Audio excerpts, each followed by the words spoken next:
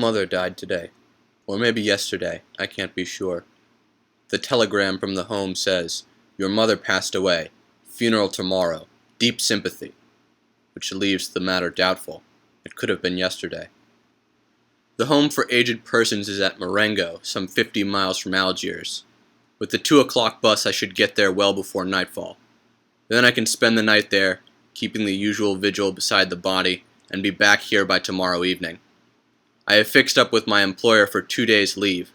Obviously, under the circumstances, he couldn't refuse. Still, I had an idea he looked annoyed, and I said, without thinking, "Sorry, sir, but it's not my fault, you know." Afterwards, it struck me I needn't have said that. I had no reason to excuse myself. It was up to him to express his sympathy and so forth. Probably he will do so the day after tomorrow, when he sees me in black. For the present, it's almost as if Mother weren't really dead. The funeral will bring it home to me, put an official seal on it, so to speak. I took the 2 o'clock bus. It was a blazing hot afternoon.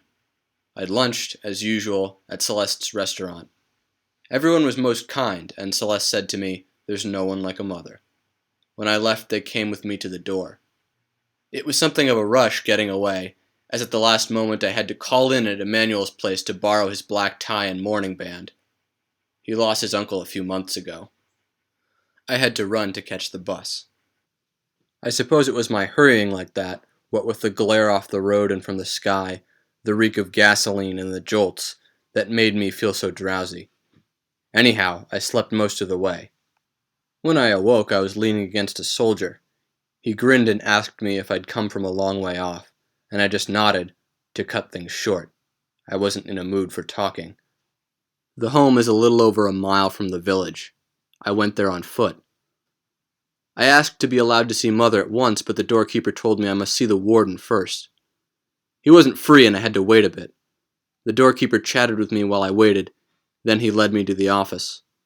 The warden was a very small man with gray hair and a Legion of Honor rosette on his buttonhole. He gave me a long look with his watery blue eyes. Then we shook hands, and he held mine so long that I began to feel embarrassed. After that he consulted a register on his table and said, "Madame Meursault entered the home 3 years ago. She had no private means and depended entirely on you." I had a feeling he was blaming me for something and started to explain, but he cut me short. "There's no need to excuse yourself, my boy. I've looked up the record, and obviously you weren't in a position to see that she was properly cared for. She needed someone to be with her all the time, and young men in jobs like yours don't get too much pay. In any case, she was much happier in the home." I said, "Yes, sir, I'm sure of that." Then he added, "She had good friends here, you know, old folks like herself, and one gets on better with people of one's own generation. You're much too young. You couldn't have been much of a companion to her." That was so. When we lived together, Mother was always watching me, but we hardly ever talked. During her first few weeks of the home, she used to cry a good deal, but that was only because she hadn't settled down. After a month or two, she'd have cried if she'd been told to leave the home, because this, too, would have been a wrench.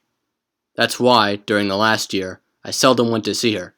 Also, it would have meant losing my Sunday, not to mention the trouble of going to the bus, getting my ticket, and spending 2 hours on the journey each way. The warden went on talking, but I didn't pay much attention. Finally, he said, "Now I suppose you'd like to see your mother." I rose without replying, and he led the way to the door.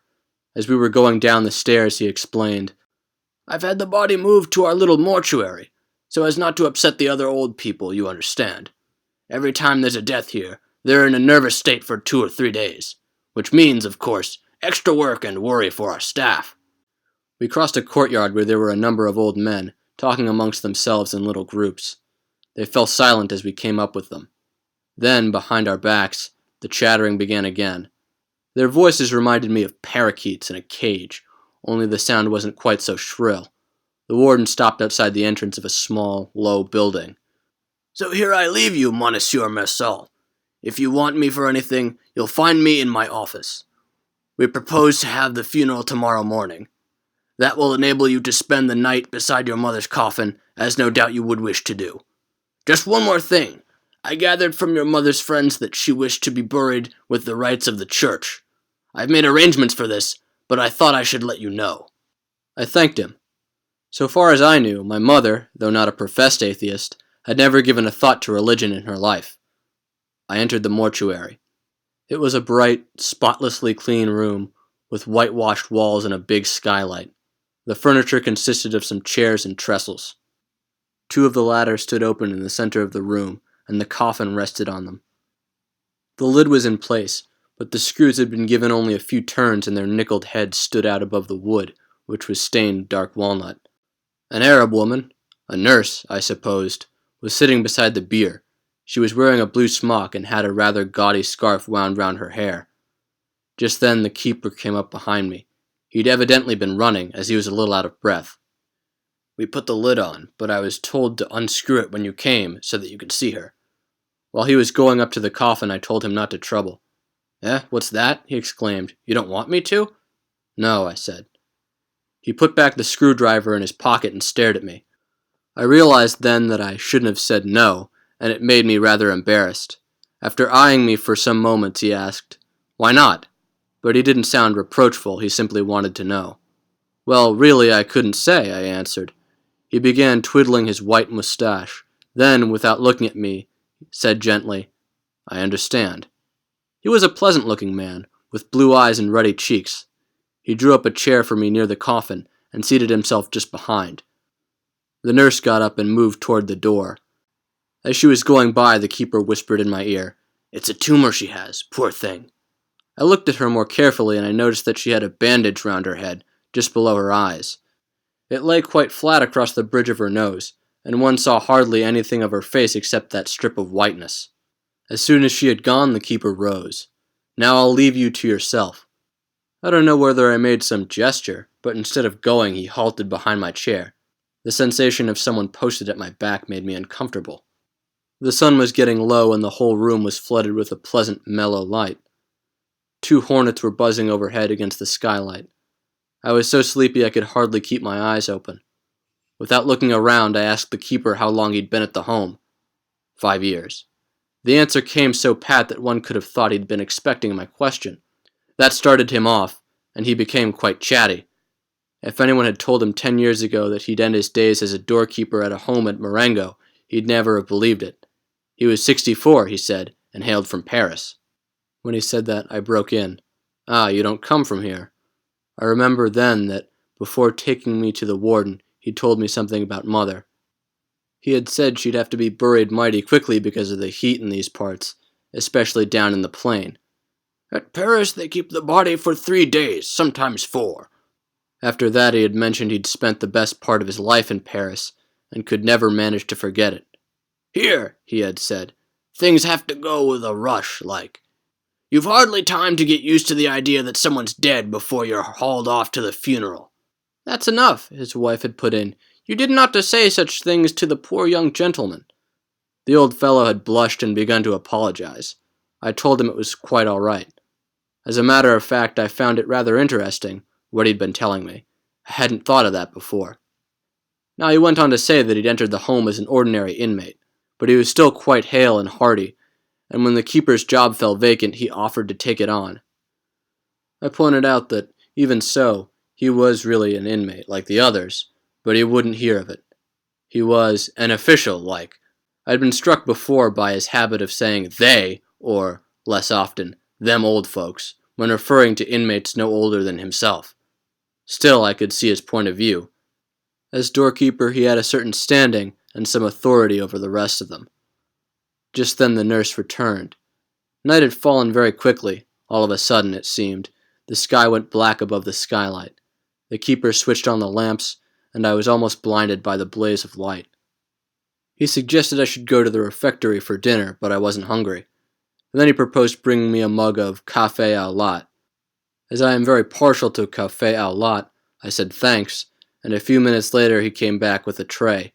I drank the coffee, and then I wanted a cigarette, but I wasn't sure if I should smoke, under the circumstances, in Mother's presence. I thought it over. Really, it didn't seem to matter, so I offered the keeper a cigarette, and we both smoked. After a while, he started talking again. "You know, your mother's friends will be coming soon, to keep vigil with you beside the body. We always have a vigil here, when anyone dies. I'd better go and get some chairs and a pot of black coffee. The glare off the white walls was making my eyes smart, and I asked him if he couldn't turn off one of the lamps. Nothing doing, he said. They'd arranged the lights like that. Either one had them all on or none at all. After that, I didn't pay much more attention to him. He went out, brought some chairs, and set them out round the coffin. On one he placed a coffee pot and 10 or a dozen cups. Then he sat down facing me, on the far side of Mother. The nurse was at the other end of the room, with her back to me. I couldn't see what she was doing, but by the way her arms moved, I guessed that she was knitting. I was feeling very comfortable. The coffee had warmed me up, and through the open door came scents of flowers and breaths of cool night air. I think I dozed off for a while. I was wakened by an odd rustling in my ears. After having had my eyes closed, I had a feeling that the light had grown even stronger than before. There wasn't a trace of shadow anywhere, and every object, each curve or angle, seemed to score its outline on one's eyes. The old people, Mother's friends, were coming in. I counted 10 in all, gliding almost soundlessly through the bleak white glare. None of the chairs creaked when they sat down. Never in my life had I seen anyone so clearly as I saw these people. Not a detail of their clothes or features escaped me, and yet I couldn't hear them, and it was hard to believe they really existed. Nearly all of the women wore aprons, and the strings drawn tight round their waists made their big stomachs bulge still more. I'd never yet noticed what big paunches old women usually have. Most of the men, however, were thin as rakes, and they all carried sticks. What struck me most about their faces was that one couldn't see their eyes, only a dull glow and a sort of nest of wrinkles. On sitting down, they looked at me and wagged their heads awkwardly, their lips sucked in between their toothless gums. I couldn't decide if they were greeting me and trying to say something, or if it was due to some infirmity of age. I inclined to think that they were greeting me, after their fashion, but it had a queer effect, seeing all those old fellows grouped round the keeper, solemnly eyeing me and dandling their heads from side to side. For a moment I had an absurd impression that they had come to sit in judgment of me. A few minutes later, one of the women started weeping. She was in the second row, and I couldn't see her face because of another woman in front. At regular intervals, she emitted a little choking sob. One had a feeling she would never stop. The others didn't seem to notice. They sat in silence, slumped in their chairs, staring at the coffin, or at their walking sticks, or any object just in front of them, and never took their eyes off it. And still the woman sobbed. I was rather surprised, as I didn't know who she was. I wanted her to stop crying, but dared not speak to her. After a while the keeper bent toward her and whispered in her ear, but she merely shook her head, mumbled something I couldn't catch, and went on sobbing as steadily as before. The keeper got up and moved his chair beside mine. At first he kept silent, then, without looking at me, he explained. She was devoted to your mother. She says your mother was her only friend in the world, and now she's all alone. I had nothing to say, and the silence lasted quite a while. Presently the woman's sighs and sobs became less frequent and, after blowing her nose and snuffling for some minutes, she too fell silent. I'd ceased feeling sleepy, but I was very tired, and my legs were aching badly. And now I realized that the silence of these people was telling on my nerves. The only sound was a rather queer one. It came only now and then, and at first I was puzzled by it. However, after listening attentively, I guessed what it was. The old men were sucking at the insides of their cheeks, and this caused the odd wheezing noises that had mystified me. They were so much absorbed in their thoughts that they didn't know what they were up to. I even had an impression that the dead body in their midst meant nothing at all to them. But now I suspect that I was mistaken about this. We all drank the coffee which the keeper handed round. After that I can't remember much. Somehow the night went by. I can recall only one moment. I had opened my eyes and I saw the old men sleeping hunched up on their chairs, with one exception. Resting his chin on his hands clasped round his stick, he was staring hard at me, as if he had been waiting for me to wake. Then I fell asleep again. I woke up after a bit because the ache in my legs had developed into a sort of cramp. There was a glimmer of dawn above the skylight. A minute or two later, one of the old men woke up and coughed repeatedly. He spat into a big check handkerchief, and each time he spat it sounded as if he were retching. This woke the others, and the keeper told them it was time to make a move. They all got up at once. Their faces were ashen gray after the long, uneasy vigil. To my surprise, each of them shook hands with me, as though this night together, in which we hadn't exchanged a word, had created a kind of intimacy between us. I was quite done in. The keeper took me to his room, and I tidied myself up a bit. He gave me some more white coffee, and it seemed to do me good. When I went out, the sun was up, and the sky mottled red above the hills between Marengo and the sea. A morning breeze was blowing, and it had a pleasant tang. There was the promise of a very fine day. I hadn't been in the country for ages, and I caught myself thinking what an agreeable walk I could have had if it hadn't been for Mother. As it was, I waited in the courtyard under a plane tree. I sniffed the smells of the cool earth and found I wasn't sleepy anymore. Then I thought of the other fellows in the office. At this hour they'd be getting up, preparing to go to work. For me, this was always the worst hour of the day. I went on thinking like this for 10 minutes or so. Then the sound of a bell inside the building attracted my attention. I could see movements behind the windows. Then all was calm again. The sun had risen a little higher and was beginning to warm my feet. The keeper came across the yard and said the warden wished to see me. I went to his office and he got me to sign some document. I noticed that he was in black with pinstripe trousers. He picked up the telephone receiver and looked at me. "The undertaker's men arrived some moments ago, and they will be going to the mortuary to screw down the coffin. Shall I tell them to wait, for you to have a last glimpse of your mother?" "No," I said. He spoke into the receiver, lowering his voice. "That's right, Figeac. Tell the men to go there now." He then informed me that he was going to attend the funeral, and I thanked him. Sitting down behind his desk, he crossed his short legs and leaned back. Besides the nurse on duty, he told me, he and I would be the only mourners at the funeral. It was a rule of the home that inmates shouldn't attend funerals, though there was no objection to letting some of them sit up beside the coffin the night before. "It's for their own sakes," he explained, "to spare their feelings. But in this particular instance, I've given permission to an old friend of your mother to come with us. His name is Thomas Perez." The warden smiled. "It's a rather touching little story in its way. He and your mother had become almost inseparable. The other old people used to tease Perez about having a fiancée. 'When are you going to marry her?' they'd ask. He'd turn it with a laugh. It was a standing joke, in fact. So, as you can guess, he feels very badly about your mother's death. I thought I couldn't decently refuse him permission to attend the funeral, but, on our medical officer's advice, I forbade him to sit up beside the body last night." For some time we sat there without speaking. Then the warden got up and went to the window. Presently he said, "Ah, there's the padre for Marengo. He's a bit ahead of time." He warned me that it would take us a good 3/4 of an hour, walking to the church, which was in the village. Then we went downstairs. The priest was waiting just outside the mortuary door. With him were 2 acolytes, one of whom had a censer. The priest was stooping over him, adjusting the length of the silver chain on which it hung. When he saw us, he straightened up and said a few words to me, addressing me as "my son." Then he led me the way into the mortuary. I noticed at once that 4 men in black were standing behind the coffin, and the screws on the lid had now been driven home. At the same moment I heard the warden remark that the hearse had arrived, and the priest starting his prayers. Then everybody made a move. Holding a strip of black cloth, the 4 men approached the coffin, while the priest, the boys, and myself filed out. A lady I hadn't seen before was standing by the door.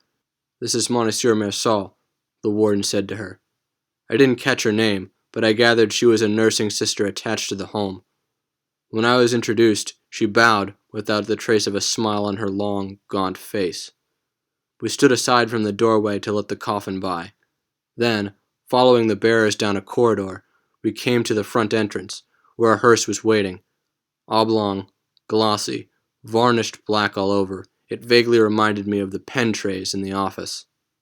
Beside the hearse stood a quaintly dressed little man, whose duty it was, I understood, to supervise the funeral as a sort of master of ceremonies. Near him, looking constrained, almost bashful, was old Mr. Perez, my mother's special friend. He wore a soft felt hat with a pudding basin crown and a very wide brim. He whisked it off the moment the coffin emerged from the doorway. Trousers that concertinaed on his shoes, a black tie much too small for his high, white double collar. Under a bulbous, pimply nose, his lips were trembling. But what caught my attention most was his ears. Pendulous scarlet ears that showed up like blobs of sealing wax on the pallor of his cheeks and were framed in wisps of silky white hair. The undertaker's factotum shepherded us to our places, with the priest in front of the hearse, and the 4 men in black on each side of it. The warden and myself came next, and, bringing up the rear, old Perez and the nurse. The sky was already a blaze of light, and the air stoking up rapidly. I felt the first waves of heat lapping at my back, and my dark suit made things worse. I couldn't imagine why we waited so long for getting under way. Old Perez, who had put on his hat, took it off again. I had turned slightly in his direction and was looking at him when the warden started telling me more about him. I remember his saying that old Perez and my mother used often to have a longish stroll together in the cool of the evening. Sometimes they even went as far as the village, accompanied by a nurse, of course. I looked at the countryside, at the long lines of cypresses sloping up toward the skyline and the hills, the hot red soil dappled with vivid green, and here and there a lonely house sharply outlined against the light, and I could understand Mother's feelings. Evenings in these parts must be a sort of mournful solace. Now, in the full glare of the morning sun, with everything shimmering in the heat haze, there was something inhuman, discouraging about this landscape. At last we made a move. Only then I noticed that Perez had a slight limp. The old chap steadily lost ground as the hearse gained speed. One of the men beside it, too, fell back and drew level with me. I was surprised to see how quickly the sun was climbing up the sky, and just then it struck me that for quite a while the air had been throbbing with the hum of insects and the rustle of grass warming up. Sweat was running down my face. As I had no hat, I tried to fan myself with my handkerchief. The undertaker's man turned to me and said something I didn't catch. At the same time, he wiped the crown of his head with a handkerchief that he held in his left hand, while with his right he tilted up his hat. I asked him what he'd said. He pointed upward. "Sun's pretty bad today, ain't it?" "Yes," I said. After a while, he asked, "Is it your mother we're burying?" "Yes," I said again. "What was her age?" "Well, she was getting on." As a matter of fact, I didn't know exactly how old she was. After that, he kept silent. Looking back, I saw Perez limping along some 50 yards behind. He was swinging his big felt hat at arm's length, trying to make the pace. I also had a look at the warden. He was walking with carefully measured steps, economizing every gesture. Beads of perspiration glistened on his forehead, but he didn't wipe them off. I had an impression that our little procession was moving slightly faster.